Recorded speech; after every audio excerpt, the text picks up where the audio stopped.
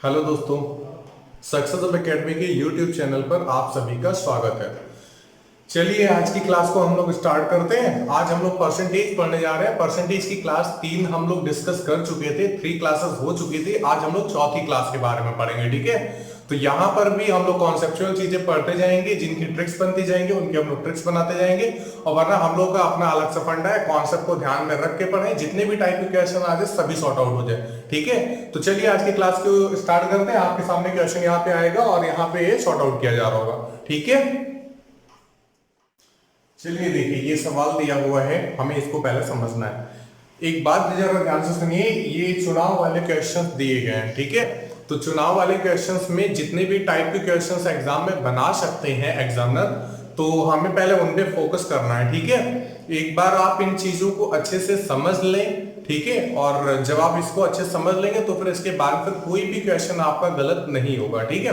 तो जरा मेरी बातों को ध्यान से समझ करके रखिएगा, ठीक है। मेरी बातों को थोड़ी देर हम लोग ऐसे प्रैक्टिकली बातें करते हैं, ठीक है। प्रैक्टिकली बातें करते हैं। अभी हम लोग इस क्वेश्चन के ऊपर नहीं जा रहे हैं, हाँ। आप इस क्वेश्चन को ना पढ़ें, आप मेरी आंखों में देखें, ठीक है। हम लोग पहले अच्छे से बात कर लेते हैं आज, ठीक है। मिलना तो बहुत कम हो पाता है, ठीक है। तो फिर यहीं पे वीडियो के थ्रू मिल जाते हैं, ओके। चलिए जरा ध्यान से सुनिएगा। होता क्या है, वैसे जनरली जब बाहर हमारे यहाँ इलेक्शंस होते हैं, चुनाव होते हैं, तो वहां पर बहुत सारी पार्टियां खड़ी होती हैं, बहुत सारे उम्मीदवार खड़े होते हैं जो कि इलेक्शन लड़ते हैं, ठीक है। लेकिन जब कभी भी मैथमेटिक्स में चुनाव होता है तो वहां पे सिर्फ और सिर्फ 2 उम्मीदवार खड़े किए जाते हैं। कितने? 2 उम्मीदवार खड़े किए जाते हैं। एक तो जीतने वाला और दूसरा हारने वाला, ऐसा होता है, ठीक है। तो हमें तो एक बात तो तय है, यहाँ पे जब मैथ के क्वेश्चन में आएंगे तो यहाँ पे भाई 2 उम्मीदवार ही रहने, ठीक है। अच्छा होता क्या है, सपोज कर लो भाई टोटल मत जो थे वो 100 थे या फिर 100% थे। कितने मत थे? 100% थे। उसमें से अगर जीतने वाले उम्मीदवार को 60% मत मिल गए होंगे तो फिर हारने वाले को कितना मिला होगा? हारने वाले को 100 में से आप 60 घटा देंगे तो 40% मत मिल गया होगा। लेकिन इस बात पर जोर तो नहीं दिया जा सकता है कि 40% ही उसे मिले होंगे। हो सकता है शायद कुछ ऐसे मत हो जो कि इनवैलिड हो गए हों, शायद कुछ मत ऐसे भी होंगे जो कि इनवैलिड हो गए हो। तो फिर हम लोग क्या बोल सकते हैं? ध्यान रखिएगा, जब भी कभी भी जीत और हार निश्चित होती है, जब भी कभी भी जीत और हार निश्चित होती है, वो हमेशा वैध मतों से होती है। वो हमेशा कहां से होती है?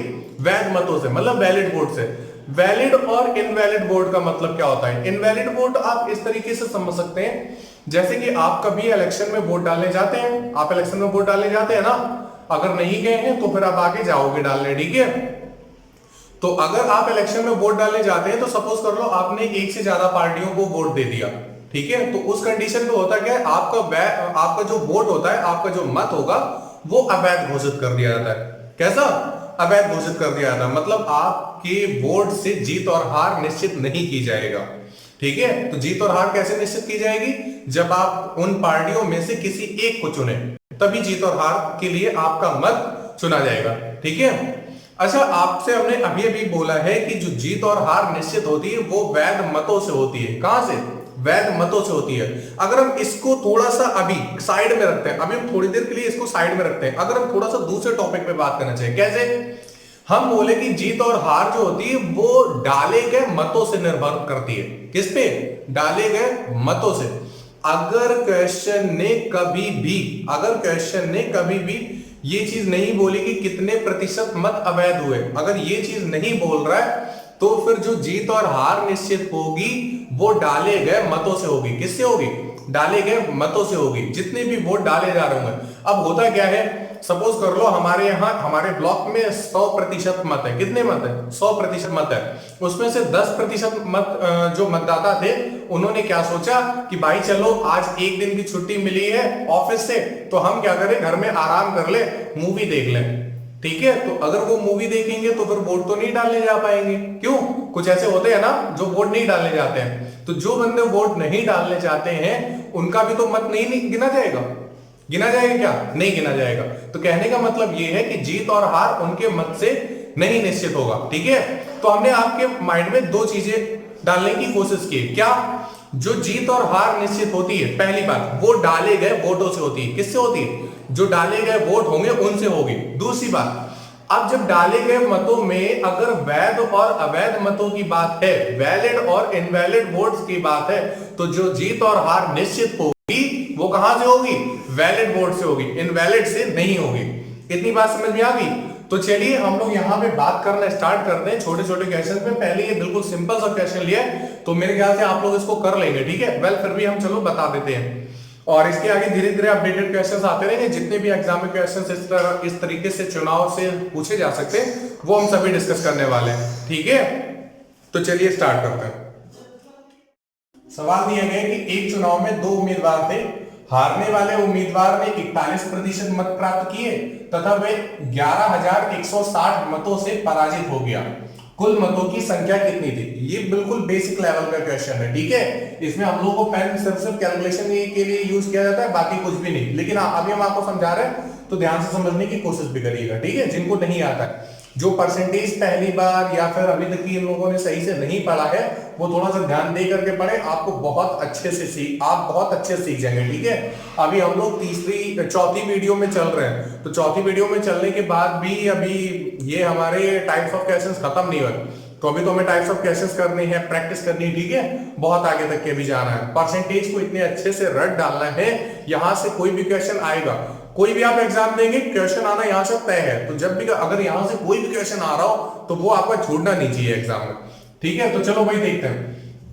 अच्छा, एक बात है, यहाँ पे ना तो वैध मत अवैध मत की बात की गई है और ना ही तो डाले गए मत तो डाले जाएंगे, ठीक है। तो देखो क्या बोला गया, दो उम्मीदवार थे, हारने वाला जो उम्मीदवार थे उसने 41% मत प्राप्त किए। अच्छा, जब भी कभी भी मतों की बात आ जाए तो फिर आप कुल मत मान लिया करिए। आप क्या करें? कुल मत मान लिए। तो हमने मान लिया कि जो टोटल वोट थे वो 100% थे। कितने थे? टोटल वोट जो थे वो 100% थे, या फिर आप बोल सकते हो कि टोटल वोट 100 थे, ठीक है। तो हारने वाले उम्मीदवार को 41% मिले, तो 100 का जब 41% निकालेंगे तो कितना आएगा? 41। तो चाहिए एक बात बताओ, 100 में से अगर 41 मत एक बंदे को मिल गए तो फिर दूसरे वाले उम्मीदवार को कितना मिला होगा? 59, 59।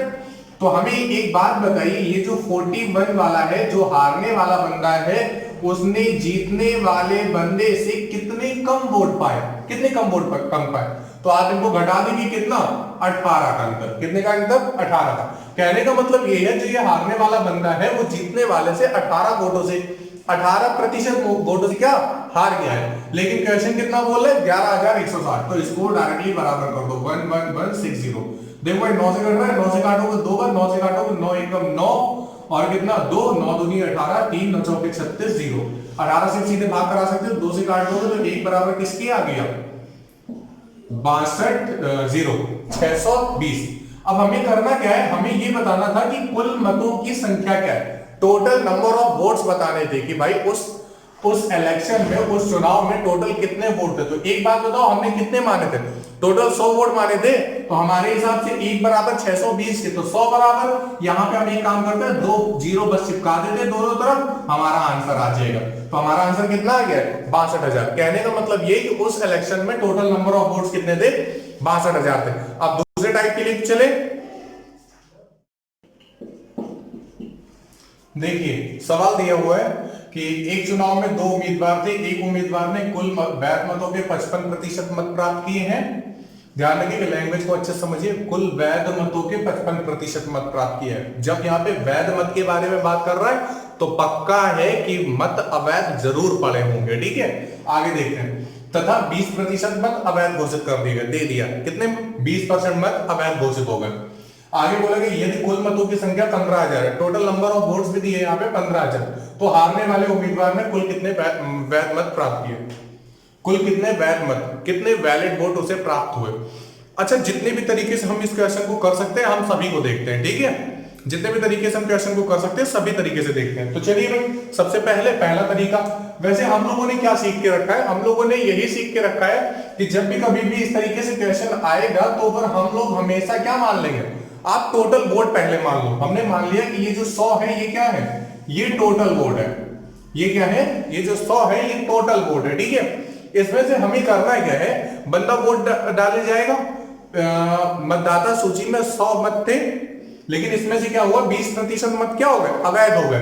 तो अगर 20% मत अवैध हो गए तो 100 का 20% आप हटा देंगे तो फिर कितने मत बचेंगे, 80 बचेंगे। तो ये जो 80 मत है वो कैसे मत है, ये वैलिड वोट है। कैसे वोट है, ये वैलिड वोट है। 80 क्या है, वैलिड वोट। अब जरा आगे देखते हैं, आगे क्या बोला गया था, 20% मत अवैध घोषित कर देना। और देखो पीछे क्या था, 55% मत प्राप्त किए थे किसने, एक उम्मीदवार ने, कुल वैध मतों का। तो टोटल वैलिड वोट कितने थे, 80। टोटल वैलिड वोट कितने थे, 80। तो हमें क्या करना है, हमें यहीं से 80 का 55% निकालना है। तो हम क्या कर लें, 80 का जरा 55% निकालें। तो आप 80 के 55% को निकालेंगे तो यहां पे देखो 1 0 से 1 0 कट गया, 2 चौके 8, 2 पंचे 10, 5 से काटो 11 पर, 11 चौके 44। तो कहने का मतलब ये है कि 80 में से 44 वोट तो एक बंदे को मिलेंगे, तो दूसरे बंदे को कितने मिलेंगे, 80 में से 44 घटा देंगे कितना मिलेगा, 36। तो दूसरे बंदे को कितना वोट मिल जाएगा, 36 वोट मिलेगा। ठीक है। एक्चुअल में आपसे क्वेश्चन क्या बोला गया था, बोल रहा था कि यदि कुल मतों की संख्या 15,000 हो, तो हमने कुल मतों की संख्या कितनी मान रखी थी, 100। तो 100 बराबर किसके, 15,000 के। तो 2 0 कट जाएंगे, तो 1 बराबर किसके, 150 के। तो आपसे ये पूछा था कि हारने वाले उम्मीदवार ने कुल कितने वैध मत प्राप्त किए थे। तो एक बात बताओ, हारने वाला बंदा ये होगा, ये होगा, जिसको कम मिले वही तो हारेगा। तो 36 वाला हार रहा है। तो एक बात बताओ, 1 बराबर 150 के, तो 36 बराबर किसके, तो 36 बराबर हमें बताना है 36 का गुणा हम किसमें करा दें, 150 में, और यही आपका आंसर आ जाएगा। बात समझ में आई। चलो भाई मल्टीप्लीकेशन करा लो, 15 6 90, 0 हासिल 9, 15 45 और 45 और 9 कितना 54, 1 0 यहां लगा तो चिपका दो, यही आपका आंसर हो गया। बात समझ में आई। चलिए अच्छा, हम लोग दूसरे कॉन्सेप्ट को भी समझते हैं, ध्यान सुनिएगा। जब भी कभी भी इस तरीके से आए क्वेश्चन, हमने आपको फ्रैक्शन समझाया था, हमने आपको क्या किया था, फ्रैक्शन समझाया था। जरा फ्रैक्शन से भी यहाँ पे करने की कोशिश करते हैं। 55% की फ्रैक्शन कितनी होती है, तुरंत निकाल लो भाई। 55% की फ्रैक्शन 5 से काटोगे 11 बार, 5 से काटोगे 20 बार। तो कहने का मतलब 11/20 क्या है, फ्रैक्शन है। अब हमें क्या करना है, जरा 20% की भी फ्रैक्शन निकालो। तो 20% की फ्रैक्शन कितनी होती है, 1/5। ये तो आपको अच्छे से पता ही है। तो हमें क्या करना होता है, हमें स्टार्टिंग की इनिशियल वैल्यू माननी होती है। यहां पे इनिशियल वैल्यू क्या होगी, मतदाता सूची, कि मतदाता सूची में कितने मत थे। तो आपको क्या करना है, जो इनके हरों का गुणनफल होता है वही आप मान सकते हैं। तो 20 और 5 का गुणनफल क्या है, 100। तो इत्तेफाक से हमने वहां पे भी 100 माना था, यहाँ पे भी 100 आ रहा है। सपोज कर लो यहाँ पे अगर 10% और 20% दिया होता तो 10% की फ्रैक्शन 1/10 हो जाती, 20% की फ्रैक्शन 1/5 हो जाती। तो आपको एक ऐसी संख्या मानते जो 10 और 5 दोनों से कट जाए। तो फिर कितनी, आप 10 मान सकते थे या 20 मान सकते थे या फिर 50 मान सकते थे, कुछ भी मान लेते। ठीक है, 100 भी मान सकते थे। तो हमने अभी क्या किया, यहाँ पे 100 कर लिया। ठीक है, अब हमें करना क्या, 20% मत अवैध घोषित कर दिए। तो 100 का 1/5, 100 का 1/5 अवैध घोषित कर दो। तो 100 का 1/5 करोगे कितना आएगा, 20, मतलब 20 वोट इनवैलिड हो गए। तो फिर बचेंगे कितने, 80 वोट बच जाएंगे। अब जरा ध्यान से समझिएगा, आपसे बोला गया है कि यदि कुल मतों की संख्या 15,000 है, तो ये जो हमारा 100 है यही किसके बराबर है, 15,000 के। तो इन 2 0 से 2 0 कट जाएगा, मतलब 1 बराबर 150 के होना तय। ठीक है। अब देखो आगे क्या था, यहां पे स्टार्टिंग में बोला गया था कि कुल मतों की संख्या, जो कुल वैध मतों का 55% है वो पहले बंदे ने प्राप्त किए हैं। तो 55% अगर पहले बंदे ने प्राप्त किए तो जो हार रहा होगा उसने कितने 45% प्राप्त किए होंगे। तो देखो जरा ध्यान से, यहां पे 11/20, 11/20 मतलब अगर टोटल वोट 20 होता तो 20 में से 11 जीतने वाले को मिल गए। तो हारने वाले को कितने मिले होंगे, 9/20। हारने वाले कितने मिले होंगे, 9/20। तो हम एक काम करें, हम इस 80 का 9/20 निकाल लेते हैं। तो 20 से भाग कराओगे 4 बार, 9 चौके कितना 36। तो 1 बराबर 150 के, 36 बराबर 36 गुणे 150 करा दोगे 5600 आंसर आ जाएगा। बात समझ में आई, क्लियर हुआ ना। चलिए अच्छा, जरा तीसरे टाइप पे बात करें। तो हम एक काम करते हैं, इसको जरा हटा देते हैं। हटा दें या ना हटाएं, कहते हैं ना हटाओ, नहीं हटाएंगे तो फिर बताएंगे इधर इधर। चलो अच्छा बता देते हैं फिर भी। देखिए एक्चुअल में है क्या, यहां पे ये नहीं है कि हमेशा आपको कुल मतों की संख्या दी जाए, ये जरूरी नहीं कि हमेशा कुल मतों की संख्या दी जाए। ऐसा भी हो सकता है कि कभी दे दी जाती है, कभी नहीं दे दी जाती। तो फिर हम करें क्या, अभी इस क्वेश्चन में दी हुई है तो फिर हम लोग इसी वैल्यू को लेके चल लेते हैं। हम लोग क्या करें, इसी वैल्यू को लेके चलते हैं। भाई हम टोटल नंबर ऑफ वोट्स क्यों माने, यहाँ पे 15,000 दिया है तो फिर हमने मान लिया कि जो चीज दी हुई है हम उसी को लेके चलते हैं, मतलब 15,000। तो टोटल नंबर ऑफ वोट्स कितने थे? 15,000। इसमें से 20% इनवैलिड होना तय है। तो भाई 20% आप पहले हटा दो, तो 15,000 का 10% कितना होता है? 1500। तो 20% कितना होगा? 3,000। तो 15,000 में से अगर 3,000 वोट इनवैलिड हो गए तो बाकी के वैलिड वोट कितने बचे? 12,000। वैलिड वोट कितने बचेंगे? 12,000 बचेंगे।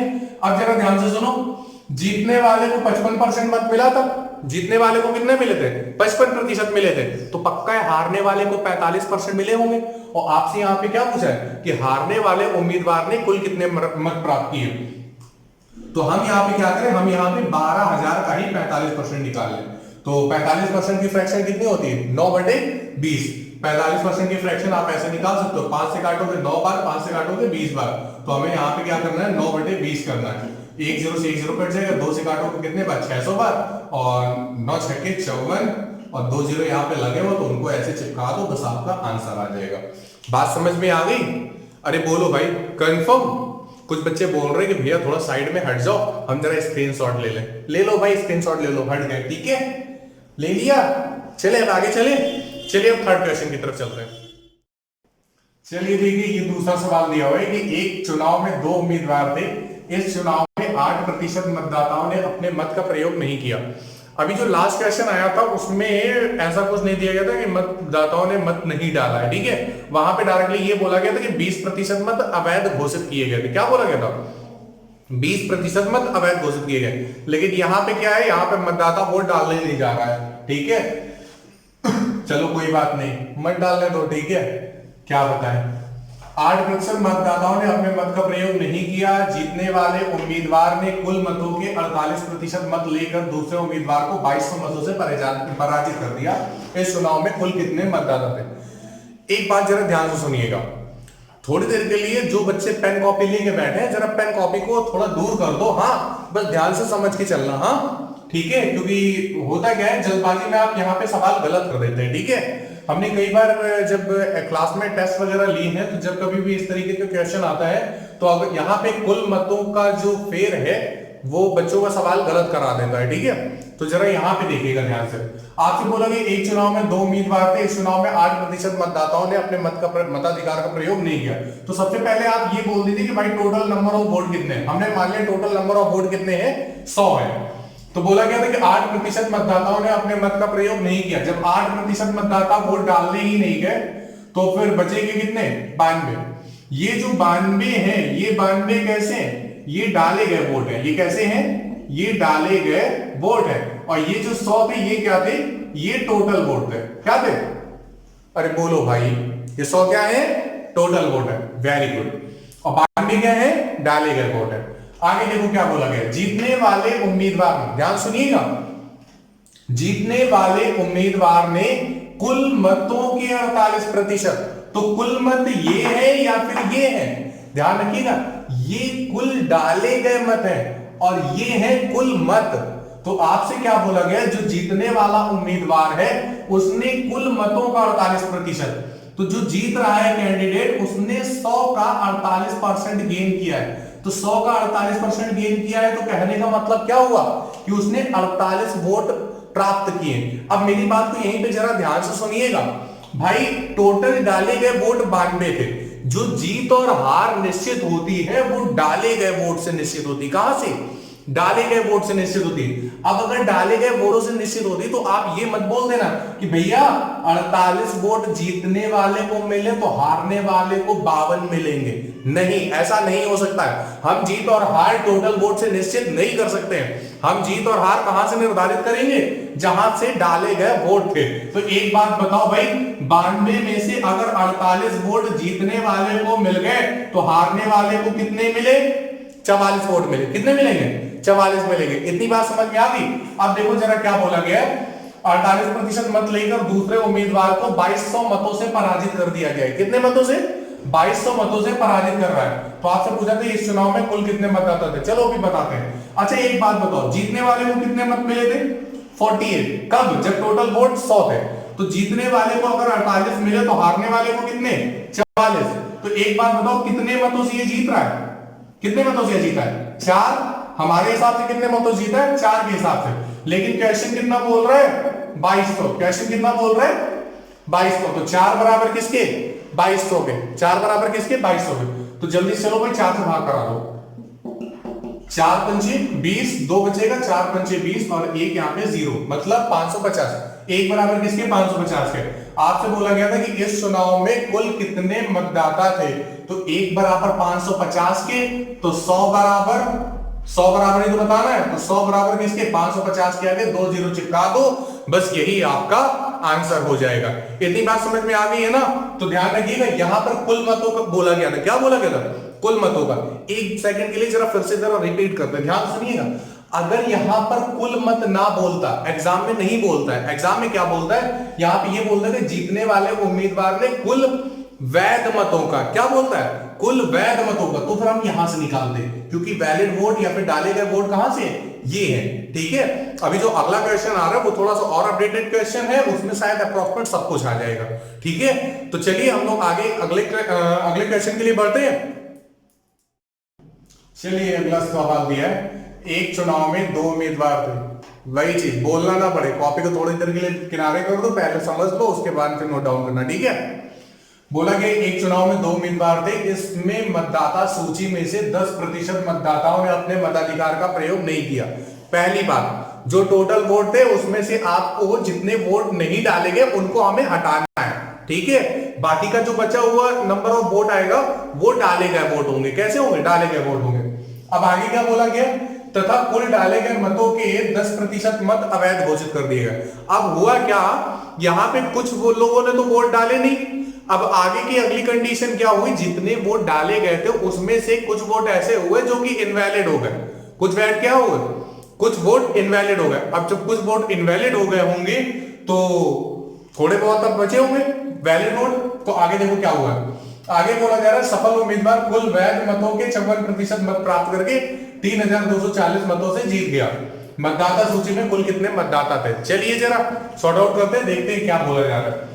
पहली बात, हमने माना क्या, टोटल नंबर ऑफ वोट कितने भाई 100 है। टोटल नंबर ऑफ वोट कितने 100 है। इसमें से मतदाता सूची में से 10% मतदाताओं ने अपने मताधिकार का प्रयोग नहीं किया। तो जब 10% मतदाताओं ने अपने मताधिकार का प्रयोग नहीं किया तो फिर कितने बचेंगे 90 बचेंगे। अब जरा यहां से ध्यान सुनिएगा, ये जो 100 है वो टोटल वोट है, वो 100 क्या है टोटल वोट है, और ये जो 90 है ये डाले गए वोट है। ये क्या है 90, ये डाले गए वोट है। ठीक है, अब आगे देखो क्या बोला गया, कुल डाले गए मतों का। तो कुल डाले गए मत कितने हैं 90। कुल डाले गए मतों के 10% मत अवैध घोषित कर दिए गए। तो 90 में से भी आप 10% घटा देंगे। ध्यान रखिएगा 90 का 10% कितना होता है 9। तो जब आप 9 घटाओगे तो 21 वोट बचेंगे। तो 10% वोट कैसे थे, इनवैलिड थे ना। तो ये जो 81 वोट बचेंगे ये कैसे वोट बचेंगे, ये वैलिड वोट बचेंगे। कैसे बचेंगे, ये 81 वैलिड वोट होंगे। अब आगे जरा देखो क्या बोला गया। अब आगे क्वेश्चन में बोला था कि सफल उम्मीदवार कुल वैध मतों के, तो कुल वैध मत क्या है 81 ही तो है, कितने 81 है। तो सफल उम्मीदवार कुल वैध मतों के 54% मत प्राप्त करके, मतलब ये कि जो सफल उम्मीदवार है उसको कितने मिले 54% मत। किसका 81 का, किसका 81 का, 81 के 54% वोट सफल उम्मीदवार को। अच्छा एक बात बताओ, अगर सफल उम्मीदवार को 81 का 54% मिला है तो जो हारने वाला कैंडिडेट है उसको तो 46% ही मिला होगा। उसको कितना मिला होगा 46% ही मिला होगा। लेकिन किसका 81 का 46%। आपको यहां पे ये मत कराने लगना कि हम 81 का 54%, 81 का 46% निकाले। ठीक है, कैलकुलेशन थोड़ा लेंथी बन जाएगी, क्योंकि आप देख रहे होगे 81 into 54/100 सॉर्ट आउट नहीं होगा। ठीक है, तो सॉर्ट आउट करने की कोशिश मत करिएगा। हाँ, आप बस इतना देख लो कि 81 का 54% जीतने वाले को और 81 का 46% किसको, हारने वाले को, ऐसा मिलेगा। ठीक है, जरा ध्यान सुनिएगा, आपसे बोला गया है 54% मत प्राप्त करके 3240 मतों से जीत गया। कौन, ये बंदा। अच्छा, ये जो जीता होगा वो इसी से तो जीता होगा। तो कितने वोटों से जीता है, कितने प्रतिशत वोटों से जीता है, 8% वोटों से जीता है। लेकिन ये जो 8% है वो किसका है, 81 का है। किसका है, 81 का। ये जरूर ध्यान से समझ लो, ये 8% वोट है आप यहाँ पे 81 का 56%, 81 का 46% निकालते, लेकिन हमने ये नहीं निकाला। क्या ये 8% वोटों से जीत गया होगा, लेकिन 8% किसका है? 81 का। तो हमारे हिसाब से 81 के 8% से ये लोग क्या करते हैं? जीत जाते हैं। ये वाला कैंडिडेट 81 के 8% वोटों से जीतता, लेकिन क्वेश्चन में कितना बोला गया? 3240 वोटों से। कितने वोटों से? 3240 वोटों से। तो आपसे ये पूछा गया कुल कितने मतदाता थे, मतलब 100 पूछा गया आपसे। चलो जरा निकालते हैं। पहली बार 81 से भाई भाग कराओगे तो फिर 4 बार जाएगा। कितने बार जाएगा? 4 बार। ठीक है, 4 बार जाएगा 324। जीरो लगा तो जीरो लगा दो। 8 से भाग कराओगे कितने बार? 8 पंचे 40। तो यहां से एक की वैल्यू क्या आ जाएगी? 100 उधर चला जाएगा, तो 1 बराबर किसके? 500 के। 1 बराबर किसके? 500 के। आपसे क्या पूछा गया था? कुल कितने मतदाता थे? कुल कितने मतदाता थे? 100 थे। तो 1 बराबर 500 के, तो 100 बराबर 2 जीरो बस यहाँ पे चिपका दो, 2 जीरो यहाँ चिपका दो। यही आपका आंसर हो गया। यही आपका आंसर हो गया। मेरे ख्याल से आपको ये वाली जो लाइन है ये आपको अच्छे समझ में आ गई होगी। ध्यान रखिए यहाँ पे 81 का 56%, 81 का 46% निकालने के चक्कर में मत पड़ना। देख लो कि इनके बीच का अंतर कितने का? 8% का है। तो ये 8% किसका है? 81 का है। ठीक है, तो यहाँ पे हमें 81 के 8% को 3240 के बराबर कर देना। शॉर्ट आउट करेंगे, 100 की वैल्यू कितनी आ गई? 5000 आ गई। उम्मीद है कि आपको इतनी चीज समझ में आ गई होगी। तो चलिए अब हम लोग आगे अगले टाइप को लेते हैं। ठीक है, और क्वेश्चन को शॉर्ट आउट करने की कोशिश करते हैं। चलिए देखिए, यहाँ पे आप अगला क्वेश्चन दिया गया है। रमन को एक परीक्षा में उत्तीर्ण होने के लिए 36% अंक प्राप्त करने थे। कितने? 36% अंक प्राप्त करने थे। उसने 24% अंक प्राप्त किए तथा 24 अंकों से फेल हो गया है। तो पूर्णांक ज्ञात करना है। हमें क्या करना है? पूर्णांक ज्ञात करना है। सुनिए जरा ध्यान से। होता क्या है, यहाँ पे वैसे जनरली 3 तरीके के क्वेश्चन बनते हैं। जनरली सामान्यतः 3 तरीके के क्वेश्चन बनते हैं। तो पहला तो ये जो कि एग्जाम में नहीं पूछा जाता है। ठीक है, अगर इस तरह के एग्जाम में पूछने लगे तब तो फिर सभी कर लेंगे ना। तो होता क्या है, दूसरा और जो तीसरा नंबर आता है, दूसरे तीसरे टाइप का, वो क्वेश्चन पूछे जाते हैं। तो जो अभी सेकंड वाला अभी हम लोग पढ़ेंगे वो तो देख लेंगे, लेकिन जो थर्ड वाला होगा वो हम आपको यहाँ पे नहीं पढ़ाएंगे। ठीक है, उसके हम लोग चैलेंजिंग क्वेश्चन में एक अलग सीरीज दे करके उसको वहीं पे अच्छे से डिस्कस करके समझा देंगे। ठीक है, तो उम्मीद है कि आज ही चैलेंजिंग क्वेश्चन की आपको इसी वीडियो के बाद में वो क्वेश्चन भी मिल जाएगा। ठीक है, तो चैलेंजिंग क्वेश्चन का जो पार्ट 2 होगा, ठीक है, या फिर आप उसको सीरीज सेकंड बोल सकते हो, तो वहां पे आपको इसका थर्ड पार्ट मिल जाएगा। ठीक है, तो अभी हम लोग यहाँ पे 2 पार्ट जरूर डिस्कस कर लेते हैं। हाँ चलिए इधर देखिए, आपसे बोला गया रमन को एक परीक्षा में उत्तीर्ण होने के लिए 36% अंक प्राप्त होने थे। अच्छा, आप लोग जब एग्जाम देते थे तो वहां पे 33% का भाई पासिंग मार्क ऐसा होता था, लेकिन अब धीरे धीरे क्या हुआ, कंपटीशन का एग्जाम आ गया। अब जैसे टीईटी का एग्जाम देते हो तो टीईटी के एग्जाम को पास होने के लिए कितने नंबर चाहिए होते हैं? 60% नंबर चाहिए होते हैं। 60% नंबर गए तो भाई पासिंग मार्क बनता है, 150 में से 90 आपको लाने होते हैं। अब यहाँ पे है क्या, हमें यहाँ पे पास होने के लिए चाहिए 36% नंबर। कितने? 36% अंक चाहिए। हमें पास होने के लिए चाहिए थे 36% अंक। ठीक है, लेकिन हम लेके कितना आए? 24%। कितने अंक लेंगे? 24%। तो अगर हम घर पे जाकर बोलेंगे तो हम क्या बोलेंगे कि भाई हम सिर्फ और सिर्फ 12% वोटों से 12% अंकों से फेल हो गए। कितने अंकों से? 12% अंकों से। जैसे कि मान लो कि 60% फर्स्ट डिवीजन होता है कि 60% आ गए तो प्रथम श्रेणी से पास हो गए। अगर वहीं पे हमारे 58% नंबर ही आ जाए तो फिर आप क्या बोलेंगे कि भाई हम 2% अंकों से सेकंड डिवीजन आए, 2% अंकों से प्रथम श्रेणी हमारी रुक गई। आप यही तो बोलेंगे, लेकिन इसका मतलब ये थोड़ा नहीं है कि 2 अंकों से हमारी रुकी। क्यों? अंक तो कुछ अलग होंगे ना, वही बात है। तो यहां पे जो हम फेल हो रहे थे वो कितने अंकों से फेल हो रहे थे? 12% अंकों से। कितने? 12% अंकों से।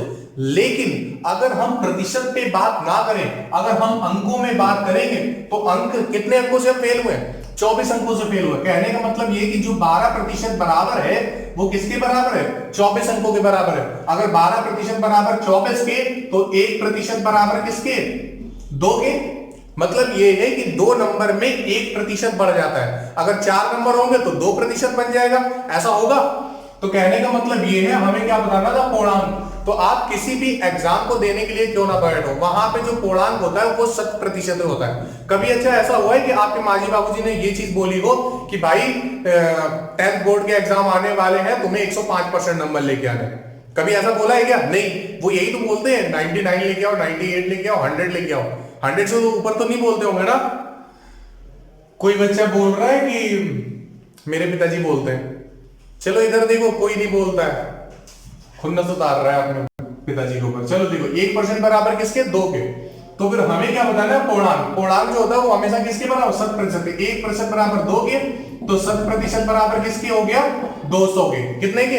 200 के। इतनी बात समझ में आ गई? अच्छा यहाँ पे होता क्या है, अभी हमने यहाँ पे पूर्णांक पूछा था, तो पूर्णांक आ गया भाई 200 का, ठीक है। लेकिन सपोज कर लो हम यहाँ पे पूछ लेते उत्तीर्णांक। कितना? अगर हमने यहाँ पे पूछ लिया होगा उत्तीर्णांक ज्ञात कीजिए, तो उत्तीर्णांक का मतलब होता है उत्तीर्ण अंक, पासिंग मार्क। क्या? पासिंग मार्क होता है। तो पासिंग मार्क हमें कितना चाहिए था? 36% अंक चाहिए थे। कितने प्रतिशत? 36% अंक चाहिए। तो एक बात बताओ, 1% बराबर 2 के, तो 36% बराबर किसके? 72 के। कहने का मतलब ये है कि यहां पर जो पूर्णांक हो गया है वो कितना हो गया?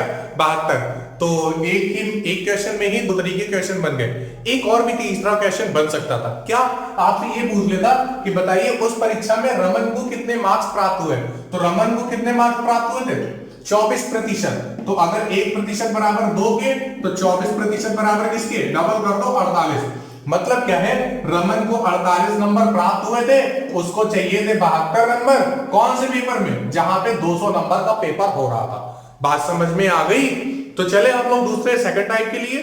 चलिए देखो भाई, अगला सवाल दिया गया कि एक परीक्षा में एक छात्र ने 30% अंक लिए तथा वह 45 अंकों से अनुत्तीर्ण हो गया।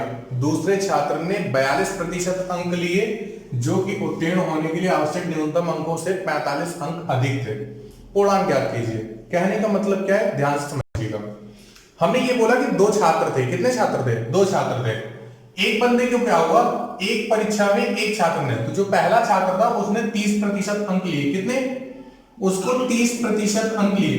अच्छा एक बात है, कोई भी आप एग्जाम देंगे तो वहां पर पासिंग मार्क और टोटल मार्क्स पहले से ही फिक्स होता है। तो हमने मान लिया कि यहां पे कोई एक पासिंग मार्क लाइन ये थी। क्या चीज?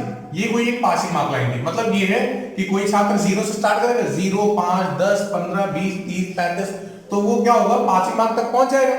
और पासिंग मार्क से ऊपर भी अगर लेके जाता रहा तो फिर शायद 100% तक पहुंच जाए, मतलब टोटल आउट ऑफ टोटल पे पहुंच जाए। चलो देखो क्या क्वेश्चन में बोला गया। एक छात्र ने 30% अंक लिए तथा वह 45 अंकों से अनुत्तीर्ण हो गया। 45 अंकों से फेल हो गया ना, तो कहने का मतलब क्या है? उसने 30% अंक तो लिए, लेकिन काश उसे 45 अंक और मिल जाते। अगर उसे 45 अंक और मिल जाते तो पक्की बात थी, वो पास हो जाता। ऐसा था ना? तो हम एक काम करते हैं, हमें यहां से यहां तक पासिंग मार्क तक जाने के लिए उस बच्चे के 30% अंक आए थे। 30% वाले बच्चे को अगर पासिंग मार्क तक की हमें लेके जाना था तो क्या चाहिए था? हमें 45 अंक उसे देने थे। कितने अंक देने थे? 45 अंक उसे देने थे। चलो टीचर दे देंगे, ठीक है, उसकी नौकरी का सवाल है। एग्जामिनर के तौर पे नहीं बोल रहे, ठीक है, टीचर के तौर पे बोल रहे हैं। हाँ, उसके शुभचिंतक के तौर पे। वरना फिर ये बोलो कि भैया भ्रष्टाचार को बढ़ावा दे रहे हैं। नहीं, ऐसा कुछ भी नहीं, ठीक है।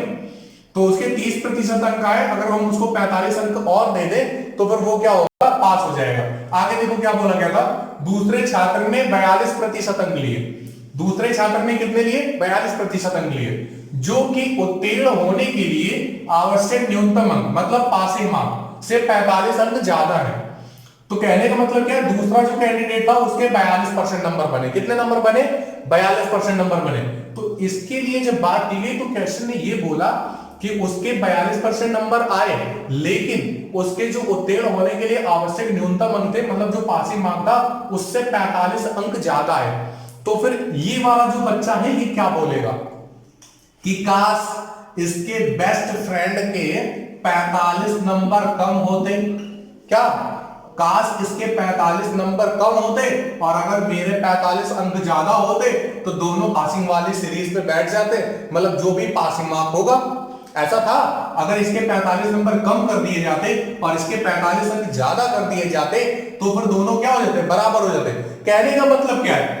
अगर इस 30% वाले को, अगर इस कम, जो जिसको कम मार्क्स मिले हैं, अगर इसको यहां तक जाना है, मतलब उसको अगर अपने दोस्त की बराबरी करनी है तो उसको कितने प्रतिशत अंक चाहिए? तो 30% से 42% तक जाने के लिए कितना चाहिए भाई?